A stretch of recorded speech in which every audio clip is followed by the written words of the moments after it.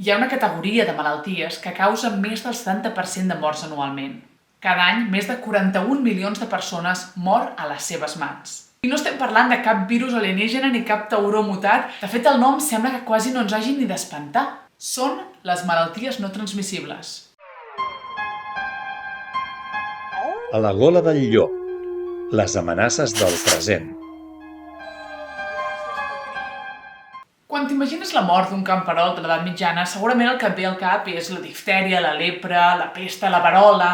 Totes aquestes malalties es poden transmetre i són generalment les que ens fan més por. No t'apropis a aquell camperol que està malalt, que encara t'ho encomanarà. Però el món ha canviat molt des d'aleshores. Hem millorat les condicions higièniques, hem aplicat mesures de prevenció i la medicina ha millorat espectacularment. Tot això ha fet que aquestes malalties, les que es poden transmetre, disminuïssin moltíssim. Hi ha hagut una transició. Hem passat d'aquestes malalties transmissibles a les no transmissibles. A partir d'ara, en lloc de dir malalties no transmissibles, diré MNTs, que sona a NFTs, però no tenen res a veure. I fins ara he estat parlant de les MNTs de manera molt abstracta, és a dir, que us donaré les 5 més grans per tal que us comenceu a formar una imatge. El top 5 de malalties mortals no transmissibles són: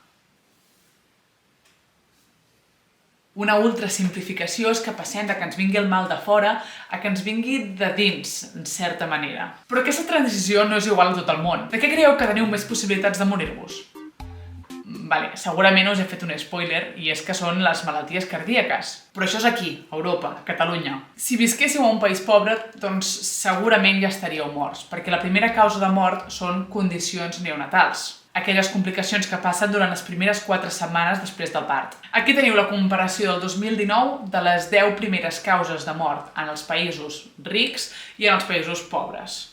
En color blau podeu veure les MNTs i en verd les MTs, les que sí que són transmissibles. I és claríssim que als països rics hi ha un predomini de les que no ho són, mentre que en els pobres de les que sí. Ull, que això no vol dir que no hi hagi morts per MNTs en països més pobres. De fet, el 80%...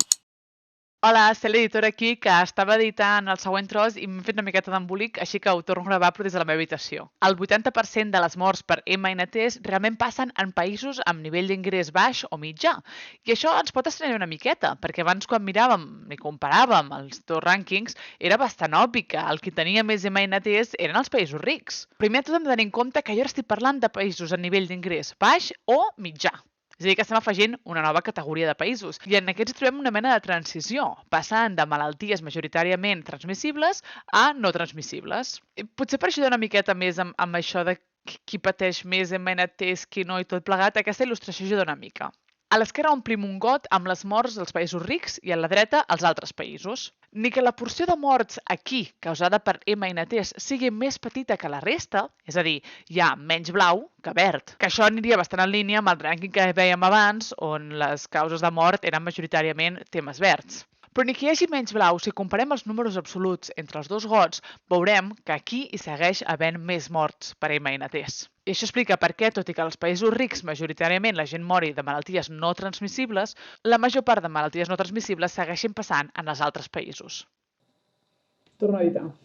Sigui com sigui, globalment estem veient un augment de les MNTs i fins i tot ens hi referim com a una pandèmia. Aquestes malalties estan molt associades amb el nostre estil de vida i el nostre entorn. Una globalització massa ràpida, urbanització que no està ben planificada, passar a fer una vida molt sedentària, sense activitat física, una dieta no equilibrada, l'envelliment de la població... Tot això no fa més que augmentar-ne les possibilitats. A nivell individual ens podem plantejar que patir aquestes malalties és una mica com una loteria.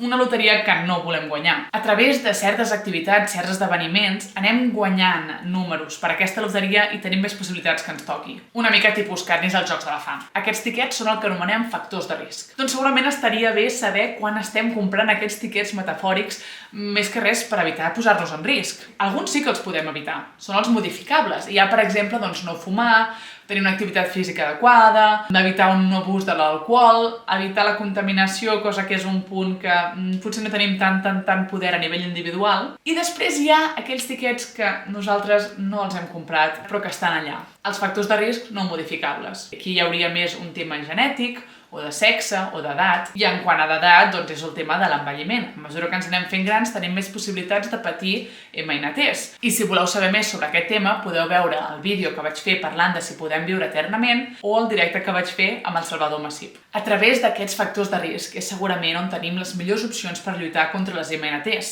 Si coneixem els factors de risc, podem aconseguir evitar-los i així protegir la gent i prevenir la malaltia. Potencialment, això voldria dir anar traient aquests tiquets de loteria i així tenim menys possibilitats que ens toqui. Una altra manera d'evitar-ho seria a través de la detecció precoç. Si, per exemple, podem aconseguir detectar casos de prediabetis, podem evitar que aquesta es desenvolupi. Així doncs, per reduir les MNTs cal la col·laboració de tothom. Els científics, per tal de trobar maneres de prevenir i de curar, com vindrien a ser nous tractaments contra el càncer o fins i tot mètodes de prevenció. Nosaltres, a nivell individual, com a pacients o per evitar ser pacients, el que podem fer és escollir els millors hàbits per a la nostra salut. Però també calen accions a nivell polític, com vindria a ser lluitant contra la contaminació, fent que sigui obligatori l'etiquetatge on quedi molt clar quins productes són nocius per a la nostra salut i pels més petits de casa, fent campanyes per ajudar la gent a deixar el tabac i moltes altres accions. I aquí semblaria que el vídeo ha acabat, oi? Vull dir que us he presentat les MNTs, hem parlat una miqueta de possibles solucions i ja està. Excepte que tinc un bonus per vosaltres. I l'he deixat al final perquè molts cops no es parla d'aquest tema, o no se'n parla prou. Hi ha un grup de condicions que formen part de les MNTs, de les quals se'n parla una miqueta més des de Covid, però encara no prou. La salut mental. És complicat trobar estadístiques a nivell global sobre aquest tema, perquè encara està ple d'estigma. I de fet, quan miràvem el rànquing de les principals causes de mort, n'hi apareixien. Però això és perquè no estem mirant el rànquing correcte. Per tal d'entendre la magnitud d'aquestes malalties, cal mirar el rànquing dels anys de vida ajustats per la discapacitat. Allà, tristament, sí que hi apareixen, i molt. I segurament teniu moltes preguntes com què és aquest rànquing o de què estic parlant. En aquest vídeo només volia anomenar el tema i fer èmfasis de que la salut mental forma part d'aquestes malalties encara que estiguin invisibilitzades. Però prometo que faré més contingut sobre aquest tema per poder entendre una miqueta millor, perquè li vull donar la importància que necessita. I fins aquí el vídeo d'avui on he intentat fer una pinzellada sobre les malalties no transmissibles per mostrar-vos que són un gran perill per a la nostra salut, que estan en creixement per tot arreu, però que tenim més poder del que podem creure. Moltes d'elles ja les coneixem i són molt famoses, com la diabetis o el càncer, però és molt important visibilitzar-les totes, com ara la salut mental. Espero que us hagi interessat aquest vídeo, que forma part del projecte A la Gola del Llop, on parlo de diferents amenaces per a la nostra salut i que es pot dur a terme gràcies al suport de la FACRI.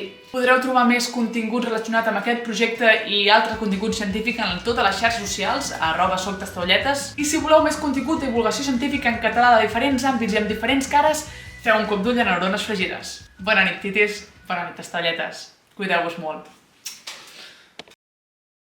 No he dit bon dia, titis, bon dia, tastaulletes. M'ho he saltat en els últims vídeos? Està mort? Crisi d'identitat. Ja està, adéu!